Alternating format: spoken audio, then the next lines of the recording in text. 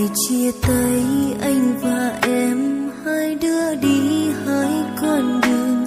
Đường em bước bây giờ đây không có anh. Nhiều đêm em nghĩ về anh, nước mắt em vẫn tuôn trào. Phải làm sao để anh giống như ngày xưa? Nhìn anh vui bên cạnh ai, em vẫn phải cố gắng mỉm cười. Vì em biết anh giờ không thuộc về em. Mà sao em vẫn còn yêu, vẫn muốn anh ở bên cạnh.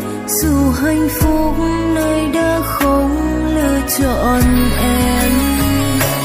Nếu một ngày anh nơi đây, anh sẽ thấy em đâu thế nào. Phải làm sao để em thôi bật không khí